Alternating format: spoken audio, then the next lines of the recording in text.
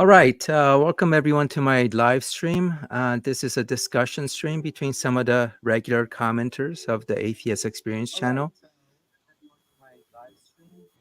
Oh.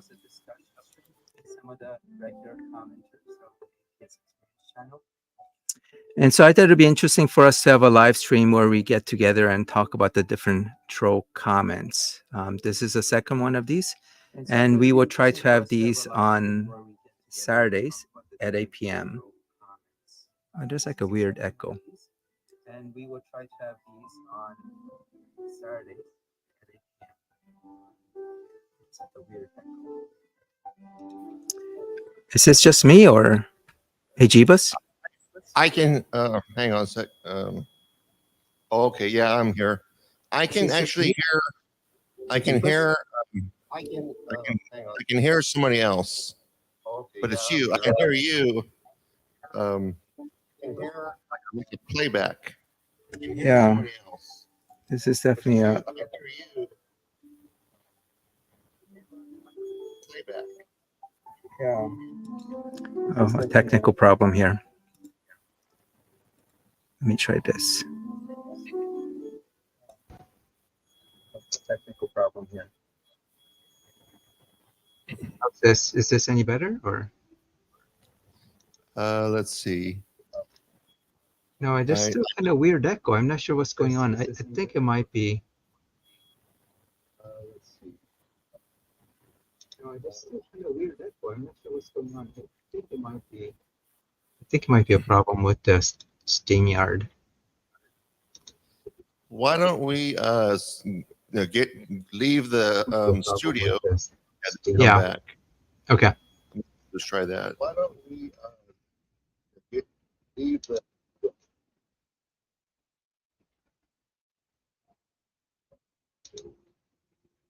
Hello? Can you hear me? Okay. Seems like this is a little bit better. No, there's still a weird echo.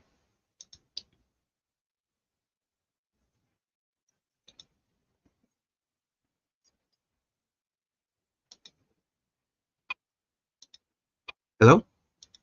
Okay, I think this may have fixed it. Okay, I'll bring Jeebus back up. Hey, Jeebus? Yeah, I'm here. Yeah, I think it was a problem on my end. This should be better. It's kind of weird that this wasn't working, but all right. So actually here, there are a few people watching. So let me just post a link. If you guys want to connect in, just use this link. Looks like we got the technical problems figured out. Sweet. All right. Okay. So what I was saying is that this is a second one of these, and we're going to have these on Saturdays at 8 p.m. Central. So I hope you'll join us live in future live streams. And I just pasted a link if you want to connect into the live stream. So far, it's just Jeebus and myself. And it looks like we have Wild Link as well. Right. Hello. Can you hear me? Yep, I can hear you. It's a little bit faint. Can you turn your mic up a little bit?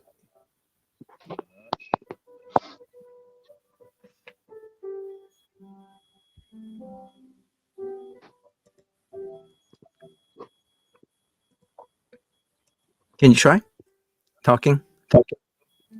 Yeah. So you're Jason, right? Yeah. Okay. I say I can barely hear your mic. I could turn my volume up a little bit. Let me do that.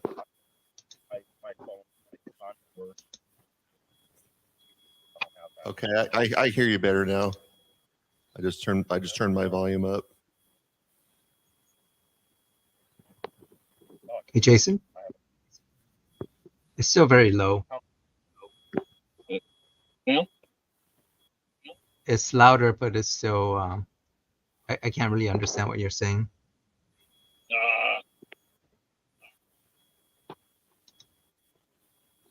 So much technical problems.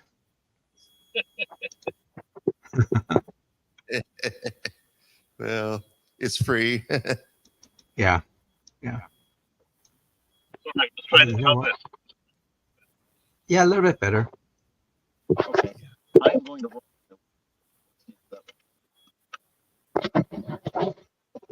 How about now? Yep, that's better. Oh yeah, much better. Excellent. Well, thank you for joining. Oh, we just lost him. Oh no. I noticed something. I don't know if this is, makes a difference, but when I split my screen in half, I started getting that weird background. I wonder if I did that, if I made that by splitting my screen. I don't hear that background anymore. Yeah. Because I don't have any other windows. Well, I have the window open that has my notes. I kind of wrote a little essay how I became an atheist. Oh, cool. Okay, so Jason's back. Okay. Yeah. Before you go to move my phone, I should end up closing the window. Oh, it's very. We really can't understand what you're saying. You're connecting from a phone, right? Yeah, I'm on my phone. Okay. You sound very distant. Do you have like a headset?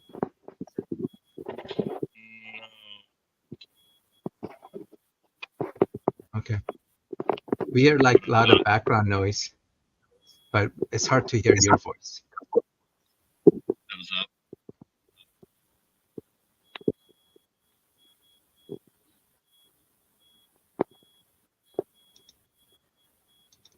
Yeah, it doesn't seem to be working. So Jeebus, you're giving a little bit of feedback on the background. Okay. Maybe because you had the volume turned up very high. It could be. Let me turn that down a little. Yeah. So Jason, how are you connecting? You're connecting to the link from your phone? Yes. Okay. Yeah, it's weird. Are you on Wi-Fi? No. Just on Okay. my it's normal. I'm at work, so I'm far away from. I'm pretty isolated right now. Oh, I see. So that might be it. The bandwidth That might not be that high. But yeah, we can hear you better now. Okay. Well, then I'll stick with wherever I'm stuck at right now. I'm not going to move. Okay. So what time zone are you from? No. Oh, okay. That's right. You're one of the mountain zone was the one that we were missing last time. Yeah. Cool. And Jeebus is in the Pacific. Yes. Yep. And I'm in the Midwest. We don't have the Aussies. I know Ook said he was going to try to connect in, but hopefully he didn't get the time zone confused. So, all right. So, so Jeebus, you haven't seen some of the comments that were going on today, right? From Neppy or Pokey. I missed a little bit. I haven't really caught up with him because he's posting the same spam. You know, I kind of get tired of responding to him. Well, so I've been like quote unquote inviting him to this live stream. I kept on telling him that we have this, and if he isn't a big coward, that he would join us. And of course, he's a big coward, and he won't be joining us. I'll be very surprised. It'd be funny if he showed up, though. Yeah, it would. It might be interesting, but I don't expect that he will join. So I don't, and neither will Jim. He seems to be less active now than he used to be. So he only posts a few stuff and then kind of goes away and doesn't even respond. But Neppy has been very, very active this past week. Yeah. He comes and goes too. Yeah. He'll be gone for a week, 2 weeks, and he'll come back for weeks at a time. And then Florida has also been just like spamming his Bible verses. Yeah. That guy. What was that, Jason? I don't even engage with Florida. Yeah. I mean, it's getting to the point where, I mean, I've been kind of like goading him to see if he can connect in, but it's getting to the point I'm not too interested anymore because he's just saying the same thing, and his constant pretense that he's like winning something is just it's pretty tiresome now. All he has to do is post 10 scriptures a day. And he reaches his quota. Yeah, actually, can you guys see the screen or no? I can. Yeah, I can see it. Okay. Here, let me just show you this. Oh, no, that's not it. I think it's this. So I'm going to add this on here. So this is, do you remember this person, Shayla Gonzer? Oh, yeah. And it's just like kind of this nonsense and, this idea that, atheists are flat earthers. So before I had said that, this person doesn't seem quite there and that we should just ignore them. And so what I found is that Side Boob here, I think he's on, he had found out that it's actually a kid using his mother's account. And he claims to have ADHD, so we should take it easy on him. So I did mention, when I thought it was, I guess, the Shay Gonzer, I did look up the person and, saw where they were from. And it looked like their parents were divorced. So I responded to Saibu saying, oh, it's Luke then? Because if you look at the account's videos, they mentioned this kid, Luke. So he actually responded and says, yes, my name is Luke. And then he kind of like went a little bit weird or on the deep end. So he says, I forgot to tell you that I was an ex-furry, which is why I was banned from using that account by my parents. And he says, next, I hate myself for telling you that I was a homosexual ex-furry. I really wish I could tell my dad that leaving his son to rot and collect dust is inhumane. He doesn't seem very remorseful for what he did. I mean, obviously, we don't know if this is true or not. But, I mean, just based on the kind of posts he makes, he looks to be, it doesn't seem to be all there, or he's struggling with something. So, I mean, I don't think it makes sense to antagonize him.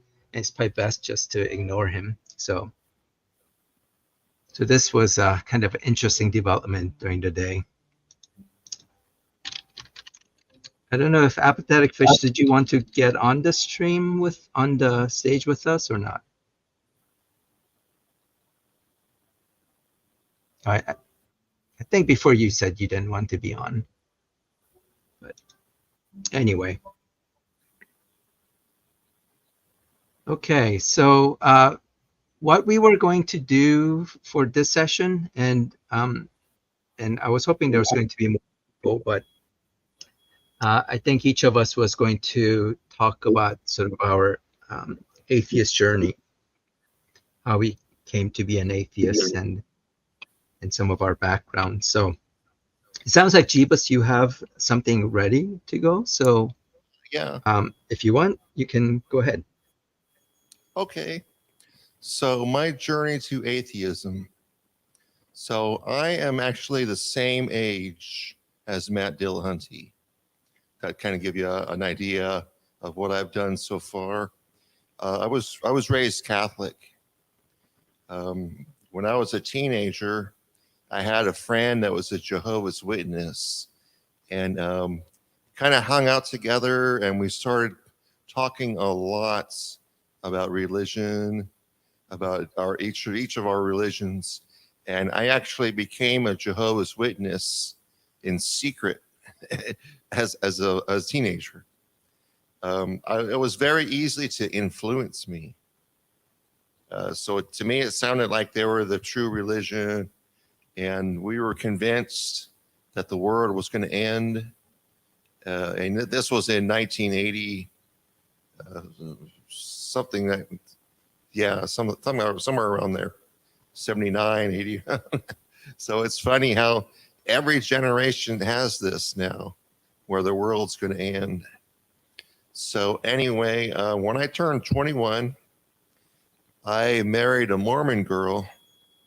I had a kid, and I was a Mormon for 5 years. That was really rough. The Mormons put you to work. So I was doing I was leading classes for kids. We didn't do Bible. It was mostly just story time kind of thing. But, so anyway, after my marriage ended, I just stopped completely going to any church services. And I had to go and write all these weird letters to the Mormon church. See, they will not take you off their rolls. They will never take you off their records. But if you write these letters, they will leave you alone. So most of my 30s, I would date women, and I would go to their church. So I went to a lot of different churches, Pentecostal, Christian, non-denominational, and I think there was another, I can't remember. It might have been Baptist. Okay, now when I turned 40, I was with a lady, and we went to church regularly. And I just was going through this midlife crisis, and I became very religious. I broke up with a lady, and I was attending a local non-denominational Christian megachurch. This is not that far from where I live here. And this church is just really, really nice. I mean, they have musicians, professional musicians, fancy special effects. They videotape the procedures or the sessions and put them on TV. That's how good it's a big church. So I really was into it, and I think with me it was the music. I just felt something with that music. You know, I thought it was the spirit. So for my 45th birthday, my sister gave me a Bible. I never read it before. Maybe she didn't intend for me to read it. Maybe I was supposed to just put it up on the shelf. I don't know. I've never read Bible before. So I started getting into it, and I couldn't believe what I was reading. I said, this can't be God. He's a monster. And the Bible is just full of atrocities. I prayed for guidance. I begged God for a sign. I fell to my knees and just nothing, no sign. Nothing made sense. The more I read of the Bible, the worse it got, I guess. And then I started to really investigate things. The Bible, its origins, its history. And then I just sort of investigated Christianity in general, its origins and its history and practices. And I did a little more research into religions. And then I found this channel, this atheist channel. So I got here too long, didn't read. Reading the Bible basically made me an atheist. Well, I'm surprised that you never read the Bible, even when you were like Jehovah's Witness, or did you read any of the Mormon stuff? Only what they gave me. And that's the thing. You can read parts of the Bible, like little chunks of it, and not really get anything of it out of it. They don't let you read the bits, the bad bits,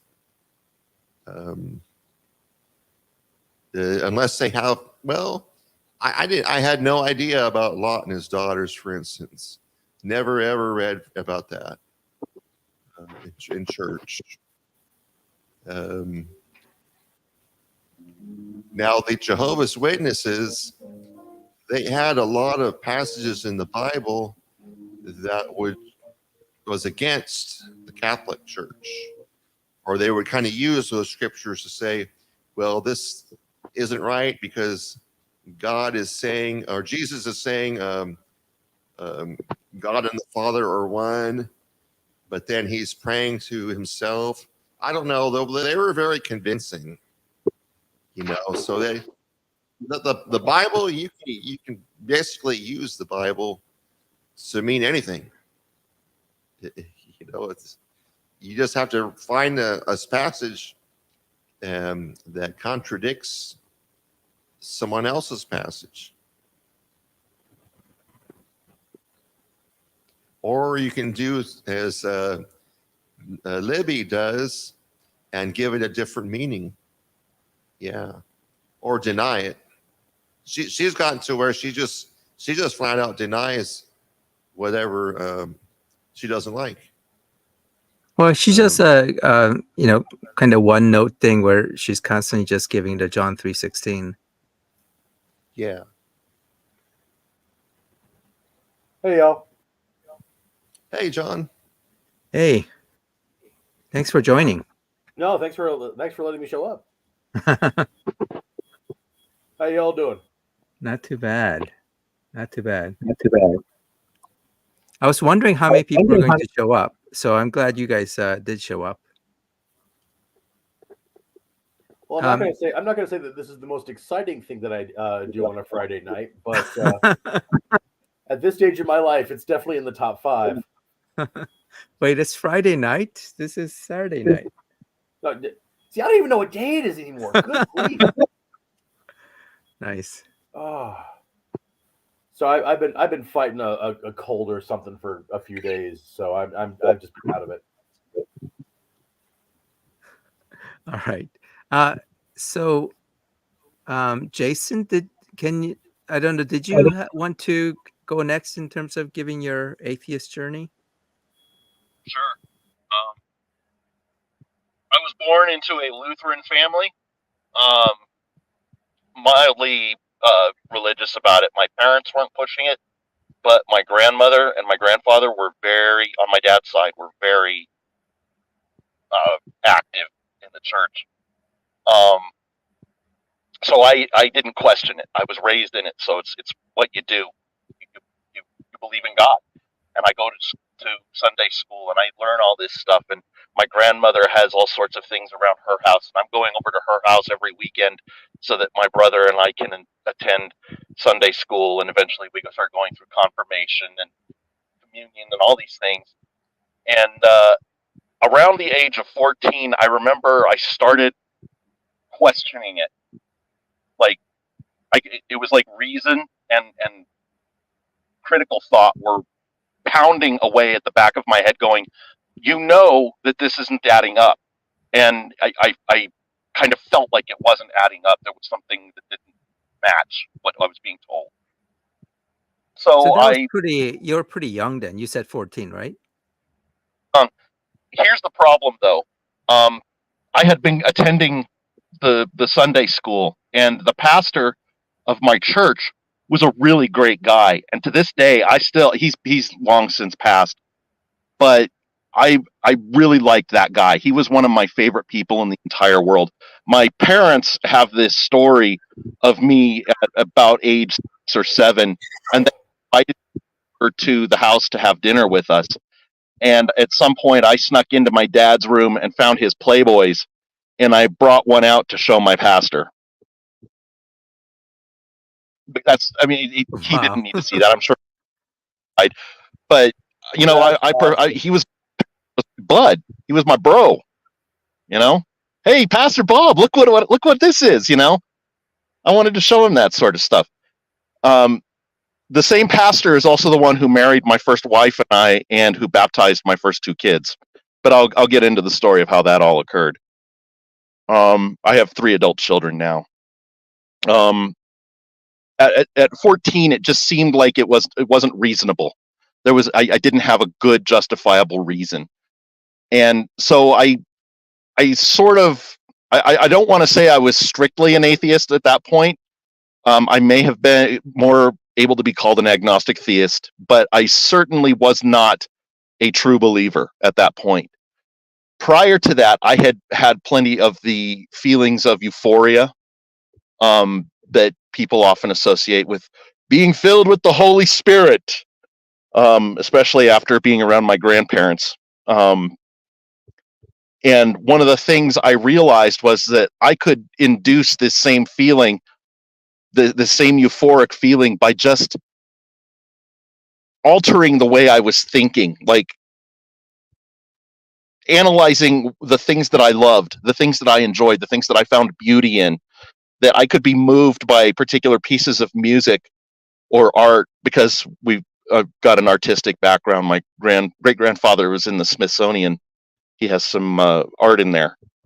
And it was something that I had always had kind of a proclivity towards myself. My upper education is in art.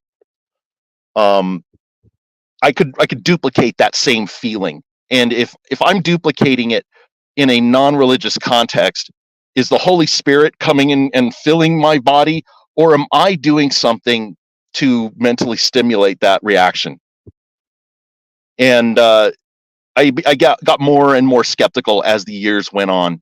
As I just kept going through the entirety of my time in high school, I didn't lose much in the way of my morality, which is one of the things that's why the atheists have no morals is my least favorite argument that the theists use. And when the trolls use that, that's the one I really take offense to, and I want to put to bed. I want to kill that one dead as a cockroach. And so I just kept going through my life, and eventually I graduated high school, and a few years go by, and I get in touch with a girl who I knew in high school. I'd actually known her since middle school, but we became friends in high school to do a project that another friend of mine and I wanted to do. And we just sort of hit it off, and we ended up getting married.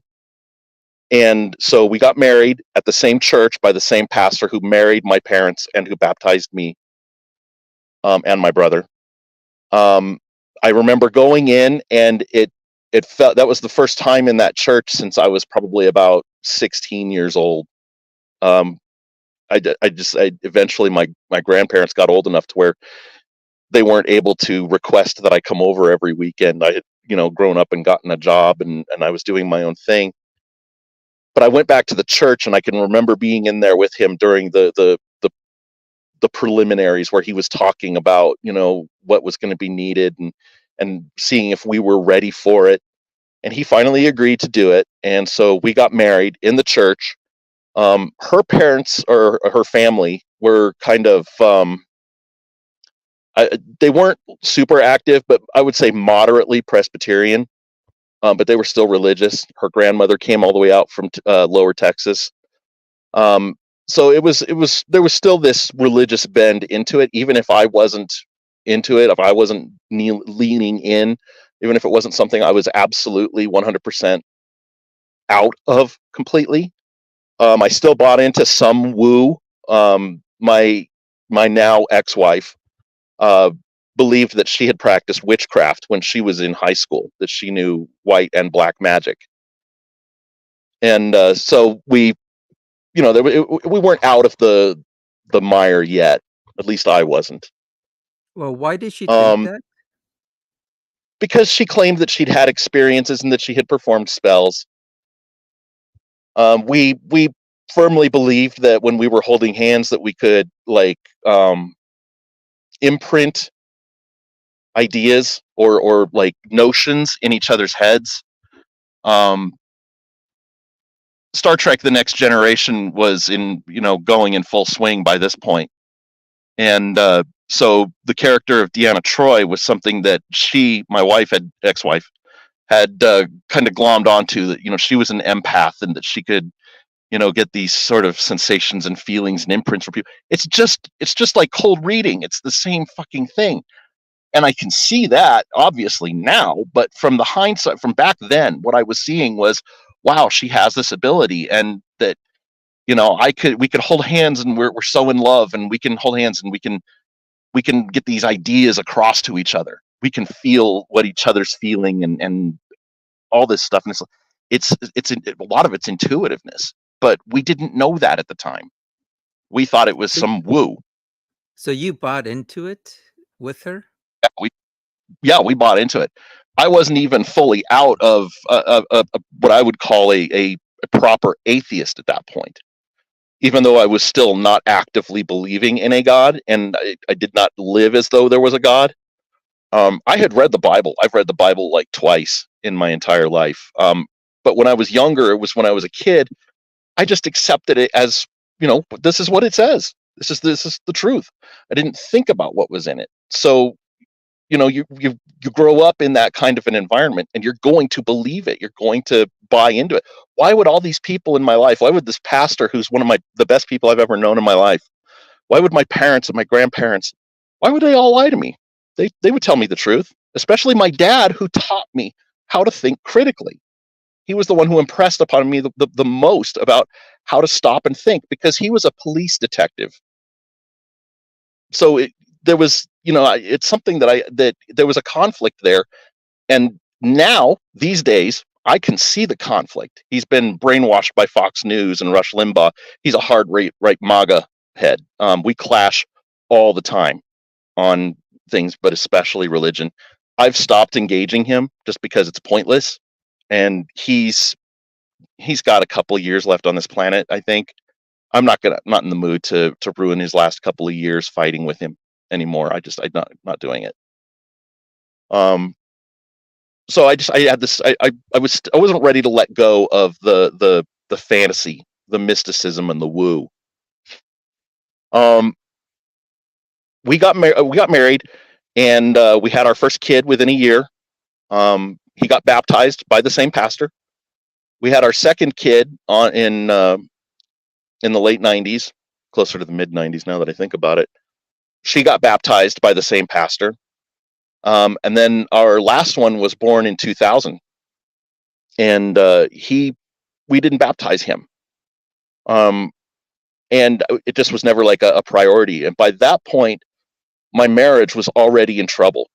She had told me one day, she was probably still about 7 months pregnant with him. And she just told me, I'm not in love with you anymore. I tried for 4 years to keep the marriage together.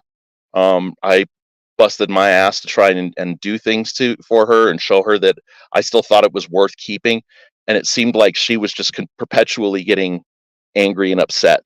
Part of the problem is that her mother went through a really shitty divorce with her father. And so she blamed all men. She hated men. If it has a dick, she hates it. And so she was really anti-me. And I think that because it was her mother, she didn't have the ability to tell her mother to bug her off and stay out of her marriage. So in 2004, we got a separation.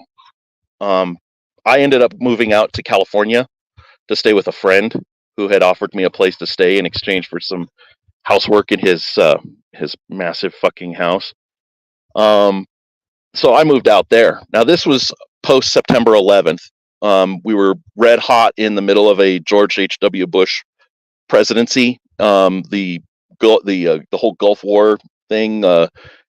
This was all on fire. There was hardcore religiosity pouring out of the American right. And I was on the Rotten Tomatoes website, which was a movie. I don't know if anybody remembers Rotten Tomatoes or not. Oh yeah. It was a movie aggregate scoring site, and I participated in the forums because I had taken a job when I was still in my state, working in a movie theater, and so I was, paying attention to movies. I joined the forum, and while at the forum, I met another really nice girl, and we ended up hitting it off, and we're married today. That was 20 years ago this year. But I didn't get married until after our divorce. We had been divorced for a short while. She was my current wife was living in Michigan at the time, and I was in California, so there was still distance between us. But I dealt with a lot of these right-wing religious trolls, especially religious, coming in to these forums, and we would go into the off topics just to talk about things. And one of the big things that always pops up in any kind of an off-topic forum is American politics, especially on an American site. And it always ended up devolving into religion. And a lot of these religious trolls were coming in there and pulling off the stupidest horseshit, just constantly parroting things from Ann Coulter and Sean Hannity and Larry Elder and everybody else who was in the big right at the time, and about how God was going to help America pay back the satanic forces of the Al Qaeda and Taliban, and it was nauseating to have to deal with all this stuff. And I guess like at least within our forum, we don't get that as much. We don't get as much of the politics. And I'm so grateful that we don't do that. It's because it's tiring. It's not even my specialty. It's not even something I particularly care about. But I ended up really getting into heated debates with these people because they would pull the exact same arguments out. And I was far from the only non-believer there. At this point, my atheism was in full swing. I had already realized by about, I want to say 97, 98, that I just didn't believe. But it wasn't something I cared about. It wasn't like, I realized I'm an atheist. It's like I really realized I didn't believe. The belief was gone. No, I certainly don't believe. I'm absolutely positive I don't believe. How can I believe when I know what my state of my mental state is, So I didn't buy into it, and I teamed up with a few of the other more vocal and knowledgeable atheists in there, and we would constantly go at them, debunking their stuff. Predominantly the atheists have no morality argument, the argument for morality. And so it's interesting. Like, I don't know if you've been looking at the screen or the comments, but Florida BJ was on, and his first comment was that, and this was like, you didn't say anything about resentment for God or anything, but his comment is so much hate and resentment for God, because that's just how he thinks, atheists are. And, this is where he gets like, oh, atheists are, they don't have any morals, just his presumption, right? Yeah. Yeah. Because I have the exact same for Superman. Yeah. I don't hate and resent God. I just stopped believing, and I knew I didn't have a good reason. I couldn't do it. So when I'm arguing with these trolls on this site, one of them was one of the atheists that I was frequently arguing alongside was a biologist, and he would explain how evolution works, because a lot of them still pulled the same thing where they think that evolution is necessarily tied to atheism. The entire concept of believer understanding evolution was something that they couldn't comprehend. I think it's Aaron Ra's first foundational falsehood of creationism, is that evolution equals atheism. Even I knew that wasn't true. And I had studied biology when I was in school. The district that I lived in was very well funded, so we weren't like your usual inner city school. It was actually fairly rural, but we were very well funded. I took anatomy and physiology classes when I was in high school, and I was learning about this stuff. And this was after I had started to question whether or not I actually truly believed or not anymore. So I understood evolution. And we also bred horses, so it wasn't anything that was. I understood how it worked. There was no. If a God existed, God started and used evolution. That's all there was to it. The creationist model was absolutely not viable. And a lot of Christians actually believe that. In fact, one of the quotes that Florida BJ put up, this guy Collins, the director of the Human Genome Project, that's exactly what he believes. He believes in evolution. He doesn't believe in creationism or intelligent design. But from his point of view, God created everything, and evolution took off from there. So Florida BJ actually quoted that guy. It's natural that he would not understand that.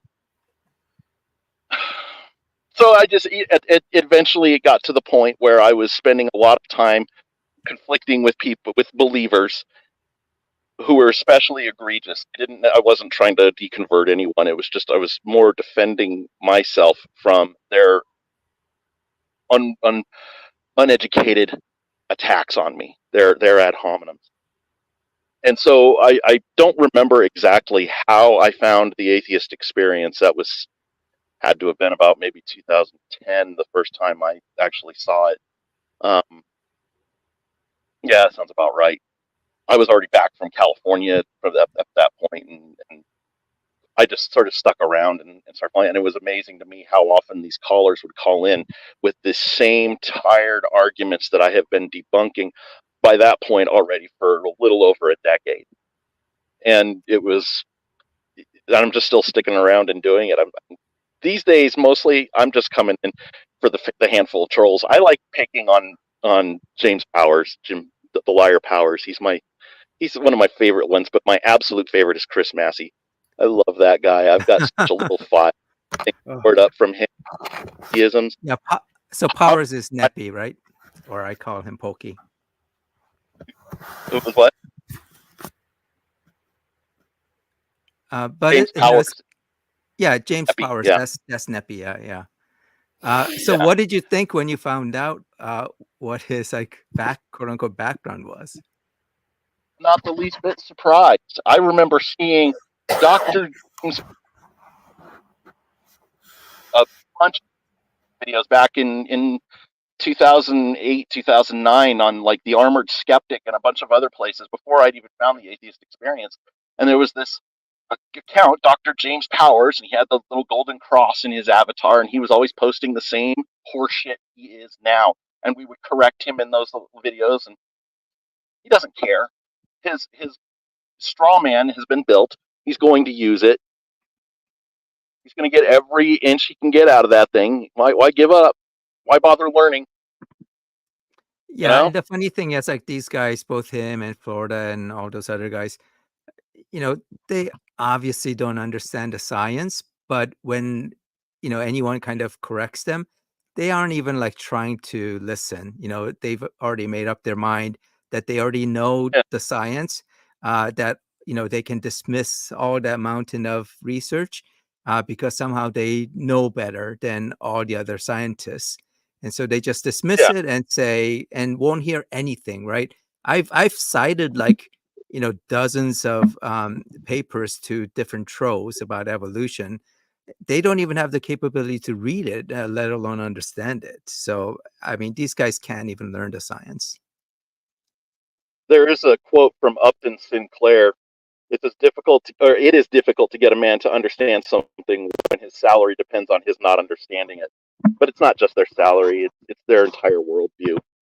If they've got this, it's tied directly to their own egos that they're going to survive death somehow. They're going to dodge it, and they're not just going to survive it and dodge it. They're also best friends with the guy who created the entire universe and he loves them, and they're going to spend eternity in bliss and happiness and everything, and you're going to suffer, and they're not going to care one little bit about it because you weren't on their side. Well, but I made this comment before, obviously they don't 100% know that, there is an afterlife, and that if there is, that they're going to go to heaven, because if there's this like amazing afterlife waiting for them, why are they even sticking around? They're sticking around because they really don't know. Well, that's why the churches had to start saying you couldn't kill yourself. There was no suicide allowed because that would forfeit you immediately. Yeah, especially when life was very tough, back in the Dark Ages, around the time when the church said that you can't kill yourself. Yeah, why was anybody going to stick around if they had something better waiting? Oh, well, now we're going to make it so you can't do that. That way you can still keep the tide. Yeah. So, John, did you want to go next? Did you have kind of your atheist journey? Sure. So mine's kind of weird in that, I grew up in a Christian household. So we were members of a Disciples of Christ church, which is kind of a branch off of Lutheranism. And what's ironic is that the church where I grew up, we were encouraged to question and find faith through that questioning. So some of the questions that I've posted in when I do Dear Theists, some of those questions that I'll put there, those were actually questions that got me kicked out of Sunday school. I was right. They encourage you to question, but they kicked you out of Sunday school because you questioned.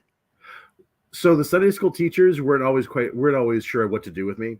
I was kind of I was a very rambunctious child, but I grew up in a household where one of my parents was my mother was an attorney, so she taught me how to critically think and to ask these kinds of questions. And my biological father was an actor, so like I knew how certain special effects were done. So when I heard stories about changing water into wine and raising people from the dead, like I grew up around these storytellers, I grew up around these performers, and I grew up around these critical thinkers.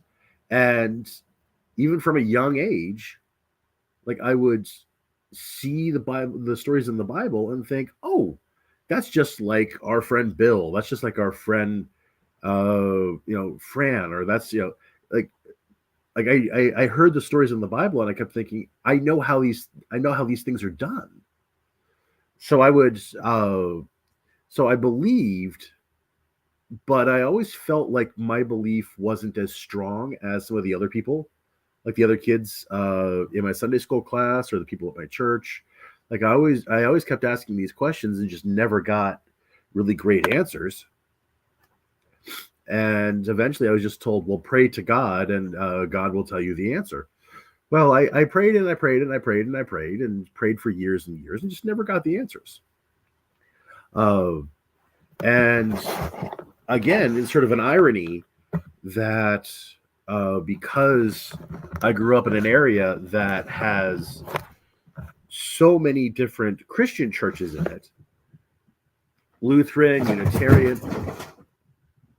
Sorry, that was my cat. Okay, so making a sound in the background. Unitarian, but also Jewish, Muslim. So I had all of these churches, and in middle school, for the youth program, we visited these other churches and we sat in on their other ceremonies. And so I was like, wait a minute. I had the epiphany of these people are just as convinced that they're right as I believed that I was. Pardon me. So how can we all be right? Well, we can't. Okay.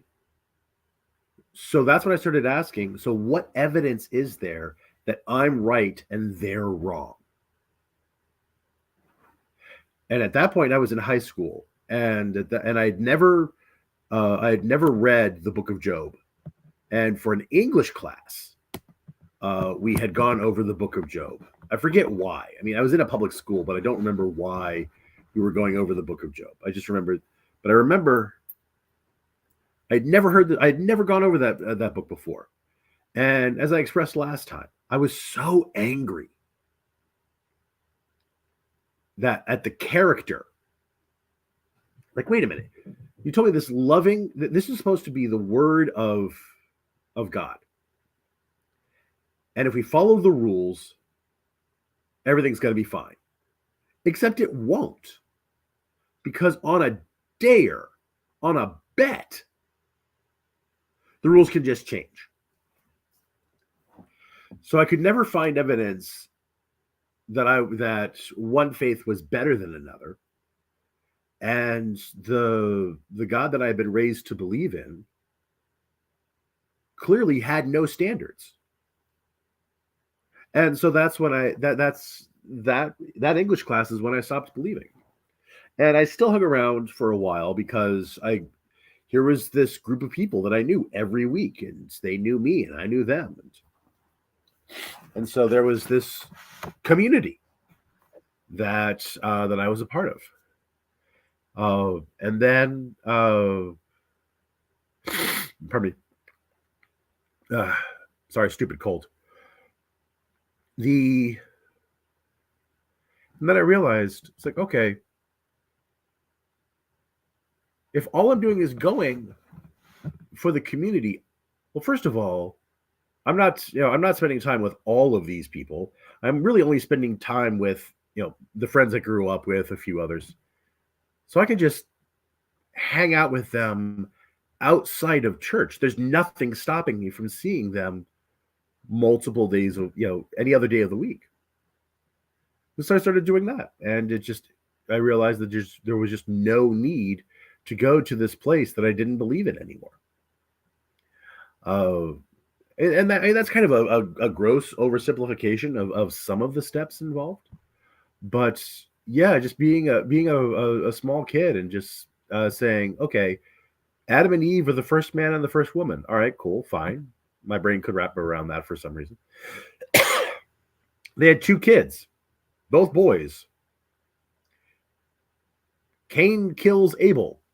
Then Cain goes on to other tribes. Where did the other tribes come from? Or when God created the universe, where was he? It's funny because I think Jeeva's kind of also mentioned this as well. Basically, when you start reading the Bible, you kind of realize things aren't making sense. Yeah. And, that this story can't be right. That Job thing, I think it gets a lot of people. So, but I think a lot of the theists, the way they get around that is basically they say that God can do anything. God created us, he owns us. So, if he wants to kill off all the population, hey, that's his prerogative as a God.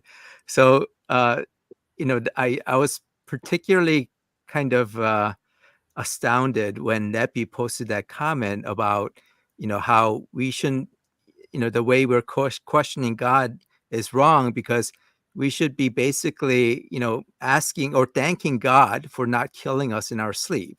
So that's where I created that response video because it was just like so ludicrous that people would actually think that way. And again, it's just, wait, so are there rules or not? Like, is this a moral, is this a moral deity or not? And if there aren't rules, then it doesn't matter whether or not I worship because you can just change the rules whenever you want. And that's why the whole atheists have no morals thing. I agree. That's just utter tripe. So I just, because anytime that I ask, sort of those moral questions, you'll notice they can never answer them. Just the very simple of you're 100% certain that your God has just commanded you to blow up a building. Do you do it?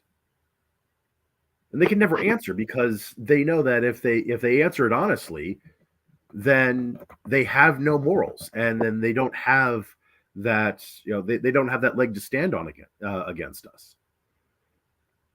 That's why I always tell people like that crap. I tell them, you're not a moral agent, you're just following orders.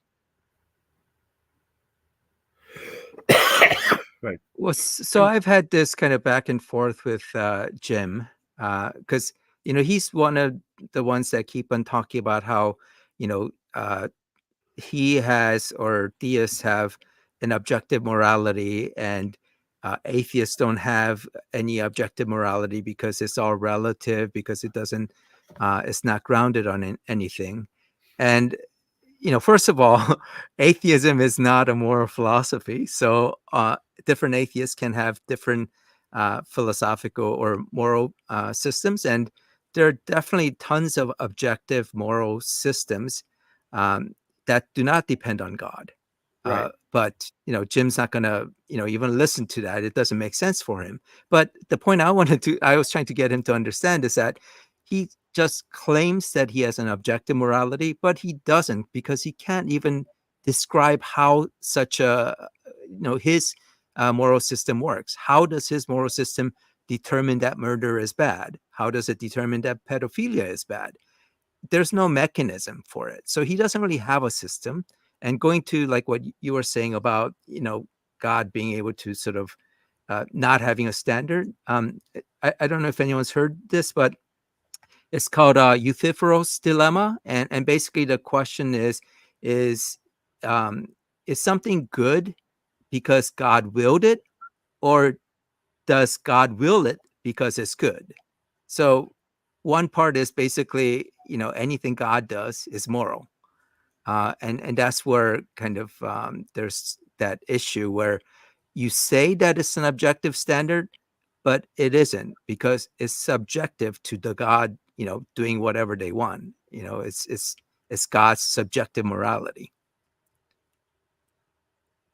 Yeah, and again, so anytime that you give any kind of follow-up, any type of just second level question, they never can answer, because just the flaw in the argument, the flaw in their reasoning, the that's why all they've got are these logical fallacies, because they've never thought it through. And in Nepi's case, and in Edith's case, so much of their personal identity is tied up in this image that they have of themselves. It's Dunning-Kruger. They cannot think through more than one sort of mental step. They have these talking points, and that's all that they've got. Now, most of those guys essentially have a presupposition, Yeah. where they assume that they are right. Everything that they believe is right, and they start from there. And then it becomes just, confirmation bias for everything. So if you see DNA and it looks complex, oh, that's actually supports my view that, world was created. That's how they see everything. Sure. And you who was talking about go ahead. I was just saying, we've got Neppy, Dark Liar Powers, who claims that everything is a top-down production. Which, where's the rationality? It's like, okay, if you accept complexity needs a creator, and your creator is a complex being, then you have to either have a pleading case fallacy, or you have an infinite line of creators creating creators, which is absurd. which is so that's whenever I ask him those questions, that he stops answering me. Well, so that's the reason why I keep, or I try to push these guys to actually get on a debate, because there's no way to have these kind of discussions on those comments, because they'll just ignore any kind of points you make. And especially Neppy, all he does is just gish galop, right? He just pastes all this like stupid scripted response that's always the same, that isn't really making any points. So there's no way to have a quote unquote debate on a YouTube comments. Sure. But he doesn't want to have a debate. No. Jim Edith doesn't want a debate. They want to be big strong boys, and they want to be David to our Goliath, and feel like they're the smartest person in the room. And so, and because they have to be right, otherwise their identity and how they see themselves in the world falls apart. They can't handle that, so they'll never have an honest debate. They'll never do it. Yeah, and despite all my continuing to goad them to come on, it doesn't look like they've shown up, although Florida has shown up. And Florida is like the only one of the ones out there that are actually willing to at least attempt to have a debate. Although obviously from the debate that we actually had, he obviously isn't engaging in the argument. So I will give credit to Florida where it's due. And as I've said, the fact that he at least showed up. Now, did he listen? Did he authentically engage? I'm not going to make that determination. But unlike all the other trolls, he's at least willing to put himself out there. So perhaps so out of all of the trolls, he's the one that I actually think, on a long enough timeline, he might come round. Yeah, maybe. Hold on. Let me just introduce Ook here. So Ook, do you have everything working now? We can't hear you. Oh, no. He's been kind of coming in and out. I think he's kind of having technical issues. But he's calling in from Australia. So I was like looking forward to hearing him.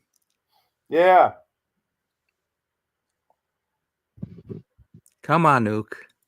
You could do it. Let's see. I wonder if you it doesn't look like you're on mute, but anyway. All right, so we're at the hour marks, and I really didn't want to go too far, but find out ask Ook if he's on his cell phone or a laptop, because when I tried to hop on my cell phone, it wouldn't let me chime in with microphone. Oh, I think you have to give the browser permission. Ook said he's on the laptop. Okay. So Ook, you just need to make sure when you connect that in the setting that you pointed to the right microphone, because you may have multiple different mic inputs, so that might be why. I'm not sure, but you can keep trying. But while we wait for you, I can quickly go over, kind of give my journey. I generally don't want these streams to go too long. Just kind of being mindful of the people that might watch this, although not that many people are watching these. But so for me, when I came to the States, I'm originally from Korea. We landed in a small town, and in those small towns, everyone is religious. Even in a small city, there's like multiple different churches. So our kind of sponsor, essentially, she was going to the Methodist church, so we went to that Methodist church, and kind of like with Jeebus, and I think Wildling also mentioned this, but I think music was like a big part of me sort of staying in the church. I enjoyed singing in the choir, and there is that kind of community aspect of it. So I had continued to attend, and even in high school, I was pretty active in the church. But I was questioning things. I was reading the Bible. So I read the Job parts, and I read some of the other parts of the Bible where in high school it didn't make sense to me that some of the stories that are on there. So it didn't make sense to me. But when I went to college, I was having kind of a lot of late night, philosophical discussions with, my housemates and stuff. And I started studying philosophy, and that's where, I was kind of transitioning. So I had read Kierkegaard, and I really liked his idea of what faith is, this transcendental kind of understanding that's not subject to knowledge or truth or knowledge in that sense. Is that's where the leap of faith comes from, that you essentially have to kind of have that commitment to believe things. And he had this story of Abraham, where he was kind of giving these different retellings of the Abraham story, where Abraham has kind of different uh, I guess, different mindset on sacrificing his son.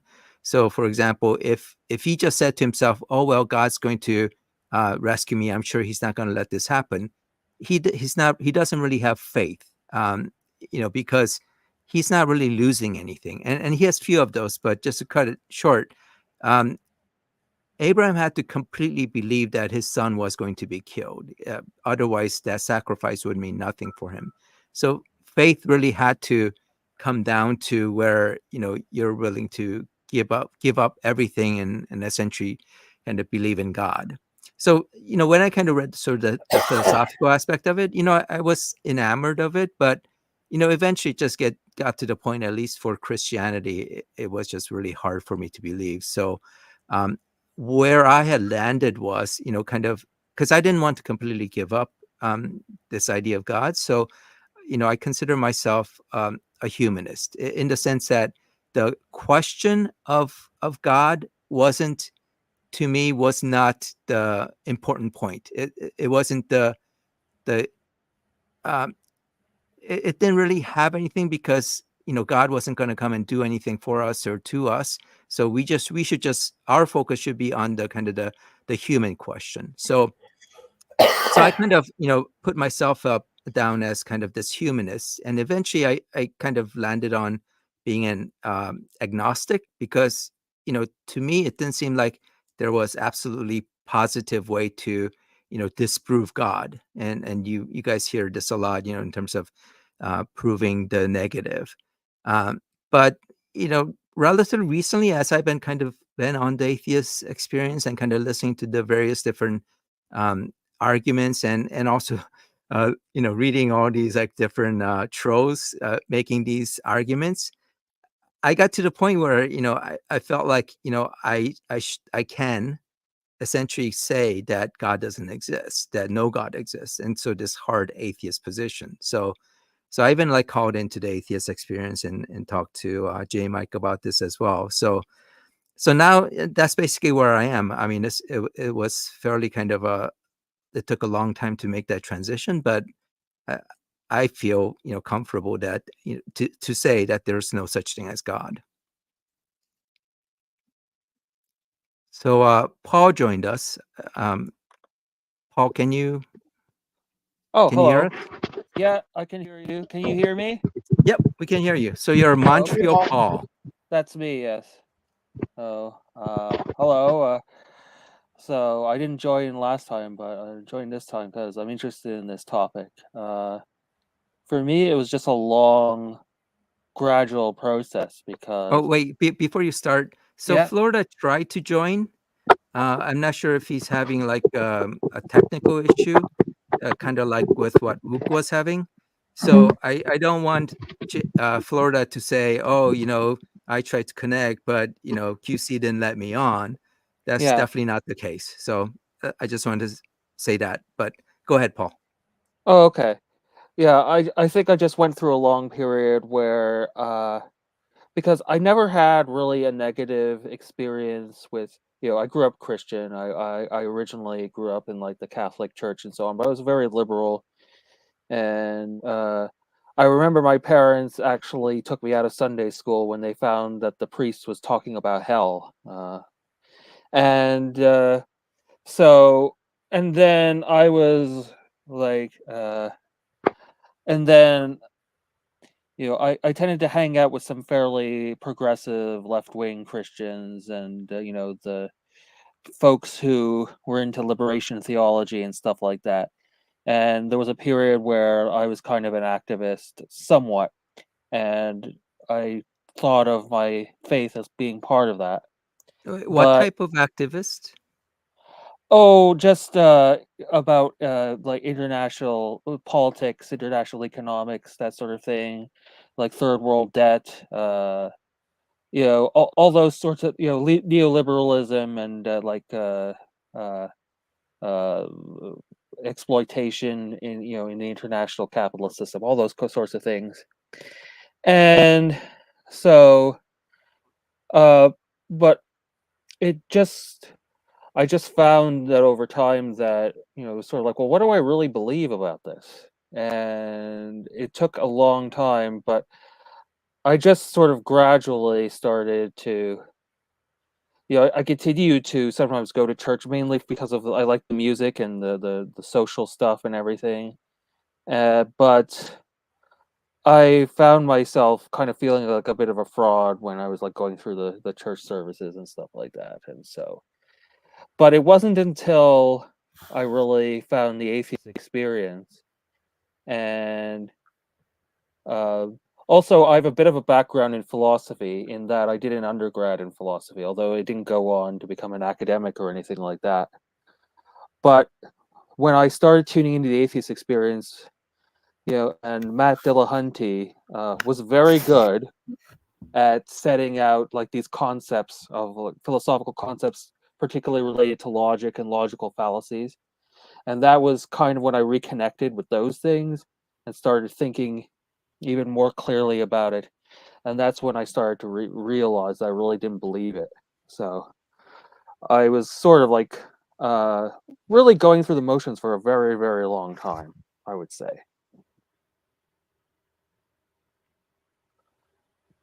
Yeah, interestingly enough, my undergrad was in philosophy as well. Yeah. What did you focus on? Well, I think one problem was that I didn't really focus on anything. I tried different things, like I tried Plato, Aristotle, the existentialists. I even tried the analytic philosophers and didn't do very well with that. I also didn't do very well at logic at the time, but I did take a class called Philosophical Fundamentals, and that was when I really started to get a sense of, okay, this is how arguments work, and here's how you can analyze an argument and see, because it's one thing to hear somebody make an argument and sort of like, that doesn't sound quite right. It's another thing to be able to analyze and say, okay, well, here's what the problem is with this argument. Here is why I don't agree with it. So I think that was probably the most important course I took during my undergrad, philosophical fundamentals, and so that was it's definitely helped me a lot over the years, even though I haven't gone on to do philosophy, just in terms of like, again, when it comes to just like all kinds of debates, trying to figure out, okay, well, here, what's the issue here? Why am I not agreeing with this? Do I need to go back and think about what I believe, or is there something wrong with this argument? Well, in the comments, you see a lot of kind of those fallacious arguments, right? Oh yes, there's fallacies all the time, and Yeah, that I think is what drew me into commenting, was that there was just so many yeah. fallacies going on, and I just felt like, okay, here's a chance for me to kind of practice uh, identifying fallacies, and there's certainly a lot of them. So, Ook, can you hear us? Can you say something? We can't hear you. Oh, did we hear something? No, sorry, Wook. It's still not working. Or maybe you're just very quiet. Yeah, so the comments is kind of interesting. I mean, I sometimes, when I get bored, I'll spend more time there. Other times I'll just kind of lay off for a while. But recently I've been spending a lot more time just trying to get some of these guys to actually engage in a discussion, to try to have them on the, come on. And this all started when, when Damon the monkey, Yeah. he had challenged I can't remember, he challenged someone specific, and was kind of using that to sort of cudgel everyone, or to say that, oh, you guys are a bunch of cowards and whatnot. So eventually, when I got to the point where, okay, so if you're gonna keep doing that, let's debate. And then as soon as that happened, he just like made up all these excuses not to debate.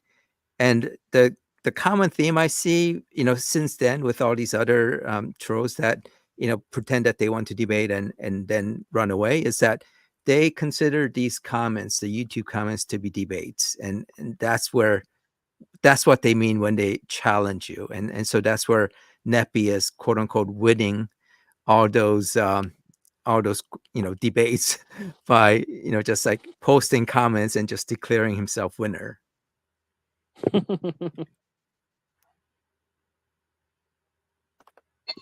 Yeah, I Looks mean, like, he's a pigeon that'll shit on the board and strut around and consider himself the winner. yeah, DK, DK runs from every debate challenge I've issued him.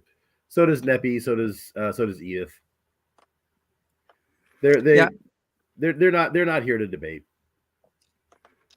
I mean, I just think it'll be interesting to actually talk to them, and that's where, going back to Florida, he at least got on and had at least had the discussion. In hindsight, I wish the format was a bit different, so that it was a little more, where we can engage each other on specific points, and that's where I had, I think, because Florida wanted to debate Neo, so. I had suggested to Neo that I could, moderate the two of them, and then they could debate specific points one at a time, rather than kind of what I did, where we had kind of like timed, um, different time sessions. So I think, based on the performance of Florida in that debate, I don't think Neo is willing to do that, just because, as you guys have all seen, Florida just, he turned out to be very dishonest after the debate. So, Oh, sure. And again, if they have to actually put themselves out there and actually debate, then there's the very real chance that they're not going to be as big and brash and bold and buff as they want their online persona to be. So they can't be honest about themselves. They can't be honest about the evidence that they claim that they have. They're fundamentally dishonest, and that part of the brain, that survival instinct, ironically, that lizard part of their brain that protects their personality, just won't let them get humiliated like that. So they'll always come up with excuses. I wonder, like, how much of it is really dishonesty, or how much of it is just, them just like not having the cognitive ability to consider that they might be wrong. I think there's definitely an element of dishonesty. There might be the other thing as well, but I mean, the thing is, you can see when we're having the exchanges, you can see them just deflecting to make sure that whatever they say, they make all kinds of claims, all kinds of accusations, and so on. They make sure that nothing they say can be subjected to critical scrutiny. They're going to just deflect anything that tries to subject what they're claiming to critical scrutiny. This Yeah. bastard is still not. Oh, hello. Hello. Did the hammer work? Wait, who's this? Yep, this is Ook. Luke, So we can hear hi. you. Bugger in Christ. Did that work? Yes. Yes. It looks like it did. All right then. I'll shut the fuck up and you guys. Whoops, sorry. I'll shut up. You guys can keep going. No, you're welcome to pipe in. Did you have like a atheist experience or atheist journey, or you were always an atheist? You got 2 minutes? Sure. Okay. I literally was born in a public bar of a bush pub in of course I'm Aussie. Certified bastard. Yeah. Went to the nuns' school out bush, and I couldn't understand why they used to love beating me. I mean, I was left-handed, red-haired, and I was a bastard. So, well, you know, they just like to belt people with a big wooden ruler. I What's get not to to love? No, I don't think they love anything except their rosary beads. Hang on, no, I won't say that. Anyway, I knew my grandma used to get letters from a relative who was in the church. Giovanni was his name. And we moved to the Big Smoke, and I end up having to go to school at a very expensive private Morris Brothers school, where I'm promptly given a private tutor. Of course, no one else has this. So I go to Mum, what's going on? Well, you know, your second cousin just happens to be the Pope. Your nan told him that you were born and that, you know, you're a bastard. Mum's a barmaid, so no money. Fair enough. He made Wait. Which Pope? Oh, okay. Which Pope? Pope Paul VI from memory, but let me just 72. The Pope that was in 72. 1972, that is. I'm just finding this correct. Was he the Pope before Pope John? Yeah. Okay. Pope Wow. Paul VI. Yep. Giovanni Bastiano Bastisti. So wait, he's a saint now, isn't he? Yeah, that's right. He's canonized, yeah. So he sent a nice letter of suggestion to the Australian Catholic School Board to say, look, this fellow Dean, that's my first name, Dean, there we are, is going to get free education. So, yeah, I had a private tutor sent over from the Vatican, a retired Morris brother who used to work in the, I forget what it's called now, but basically the Inquisition. If I sound a bit weird, it's because I've lost my front teeth and I can't find my dentures. They might still be up north. Anyway. You sound fine. Yeah. So I spent the, up until grade 10, having private tutoring lessons in Catholicism. And when I was 7, I said to Brother Fossil, my affectionate nickname for my tutor, because he looked like he'd been fossilized, I'm not going to this church anymore. And he said, oh, that's interesting. Why not? Because I don't want to be a bloody hypocrite, sir. And he said, oh, your brain's starting to wake. Right, let's get you in. So I never had to go to church again, perform any of the bullshit that you normally have to do if you're in a private Catholic school. And before my second cousin died, Giovanni, he sent a letter to my grandmother saying, I don't care if he doesn't believe. The wonderful thing is he now knows how to think. And even once I pass, brother, the tutor, will still continue until he finishes school. So, yeah, I was never a Christian or never believed in anything, even though I had all this special education. So Wow. if you want to talk about someone who's got who knows Catholicism in and out, yeah, I mean, I visited his tomb in the Vatican. But you And, never met him, right? When he was alive? No. He used to send. I used to get presents.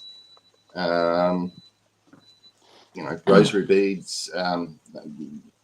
Those damn horrible Italian cakes that are preserved and boom. I just knew I had someone in the church, and yes, the one time I let it be known at school, but I think I've got a relative in the church. Yes, he lives in the Vatican. I ended up getting 6 straps. But so yeah, fun and games. But Wow. so had their favourite punishment was writing out the Bible, the Vulgate, or the Vulgate, the Vulgate Vulgara, which is the English version of the Catholic Bible. So I've written that out by hand 3 times, and written out the Old Testament in Latin. So if you really want to know what's in the Bible, write it out by hand. So yeah, that's me. Education-wise, went to work on remote mine sites when I was 15, and then worked mainly in Australia, Africa, and a bit in Asia. And because Australia's got the best distance education around, ended up master's biology, herpetology, master's history, medieval, and even though it took me 20 years, PhD in anthropology, Aboriginal spirituality, or myths, legends, that sort of thing. So that's me. Wow, that's pretty impressive. When you all the mines that I worked at and all the traveling, dry camp, no alcohol. So if you've got a bunch of guys from all over the world working, no piss, you can't have a good time. What do you got to do? Bugger it, improve your education. Nice. And that's the way to do it. Got a sister who's got more PhDs in psychology and whatnot that you can poke a stick at, and she gallivants all over the world teaching it. That's about it, yeah. Oh, How did you come on to the Atheist Experience? I was getting pissed off with religion. Never be really, in Australia, religion is, she'll be right. Who cares? As long as you're a good fella. 10, 15 years ago, that started to change. And I was looking through Facebook, trying to find an activist site to just find myself, educate myself about what religion was doing politically and socially. And stumbled onto the Atheist Experience and been there ever since. Oh, and some of you may or may not know that I'm also one of the only ginger white fellas who's been adopted into an Aboriginal clan. Oh wow. And that's where I spent the last week, up at a traditional funeral in Arnhem Land. You guys will know that is Crocodile Dundee country. Yep. Well, thank you for sharing. So yeah, I'm a true atheist. Nice. Even though I do find like Aboriginal spirituality, because they don't have gods. They have spirits. They have dream time. It's just stories to teach you how the land needs to be preserved and how to live on the land. Yeah, that resonates with me. And I'm, as you probably know, I tend to be a bit short with theists, probably because of being a ginger. But Well, yeah, I think I think some of the blame falls on those guys in terms of how they behave. Yeah, I mean, it's also I make a rule, and since I was 4, never say anything to a person that you wouldn't say to their face. So if I'm going to report someone for such and such on YouTube, I'll tell them. Yeah, that way it works fine. And Yeah, well, I wish those like Neppy and some of those other guys would have the balls to, tell us some of those things face to face on the stream. But has anyone noticed that whenever I make a comment to Neppy, he will not reply to me? oh, I haven't noticed. Yeah, he hasn't for 3 years, because I forget what I called him, but I also said, and I'm going to report you for hate speech. And since then, nope, refuses to acknowledge me. Yeah, so. Don't apply to me. Yeah. And, well, I want him just prophecy, yeah, and he won't do it. But he runs. All those prophecies. Yeah, because didn't Donald Trump get into office a year after Biden, like he had prophesied? Yeah, that he was going to get kicked out. Did you get that list I sent you, Kiwi? Which one? Yeah. If you go back onto Neppy's Twit page or X page, yep, and scroll back and back and back and back and back, you'll see dozens of prophecies. And he's also he's that weird. He really believes that God is talking direct to him, and he's a QAnon card-carrying founding member, I think. So, yeah, but he really believes that God is speaking to him, which is wonderful, because it's so easy to take the piss out of the bastard. All right. Okay. So I'll shut up and no worries. Let others go. No, but yeah, it's like I got my full. Pope Paul VI, Giovanni Bastidi, and without my, I know where I left them. My auntie's bloody dressing table. I lost my front teeth when I was about 18, being an idiot. Yeah. Yeah.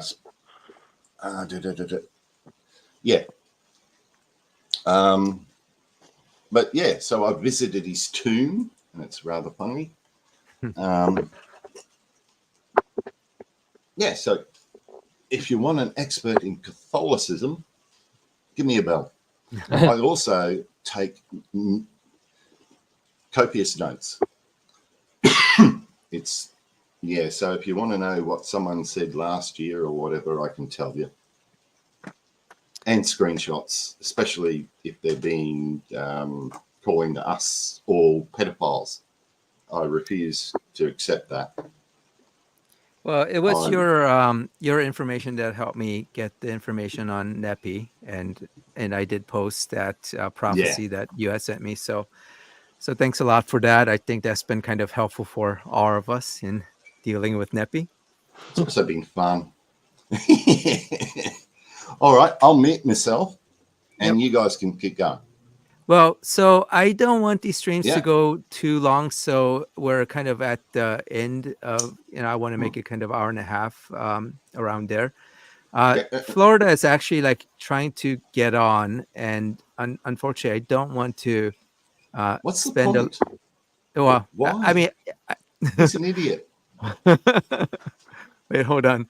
I'm just going to bring him up, but Florida, just to let you know, I'm going to be shutting down the stream pretty soon. But Jeebus, I'm going to send you back down to the stage so Florida can get on, and I'll have him on for just a minute. All right, Florida, can you hear us? Yeah, you got me? Yep. Luke, I heard that, buddy. Yeah, Florida. you're a wanker, mate. Still calling me names, huh? No, I in got you. Australia. Hey, man, I've got thick skin. I've been called worse before in the ring. I can take it. Oh, I figured I'd get on here, guys, Christ. and I figured I'd get on here and shake up the party a little bit. I know you guys. Well, it are- would have been better if you had joined in earlier when we had time, but I know. I was with my son. I couldn't do it earlier. why don't you connect in next week, and you can come prepared, and the rest of us can come prepared as well to maybe have a little bit of back and forth. So yeah, feel free. I'll definitely do that.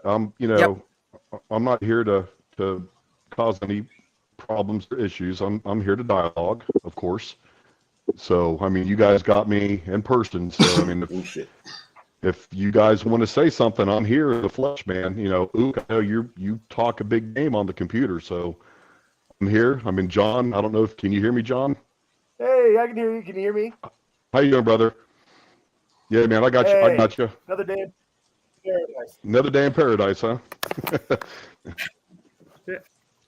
yeah, but Hey, you're so now that I got you here, now that you and I are in the same place at the same time. Yeah. So again, the fact that you are one of the only of the theists that has actually engaged in debate and engaged in coming here tonight.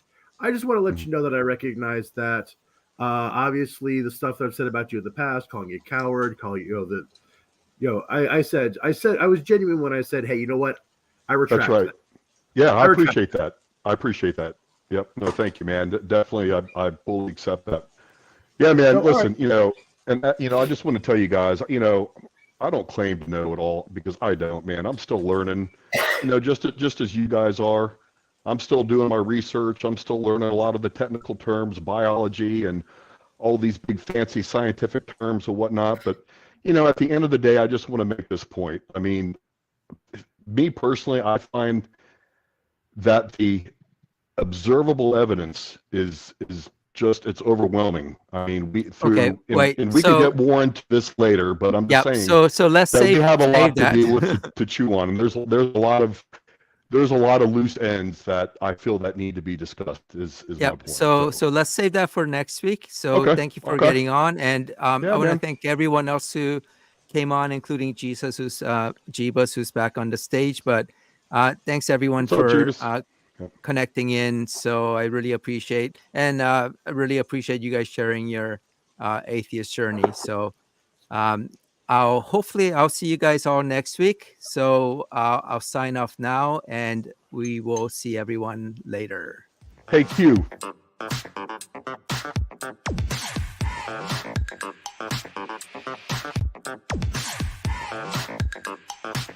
Hello.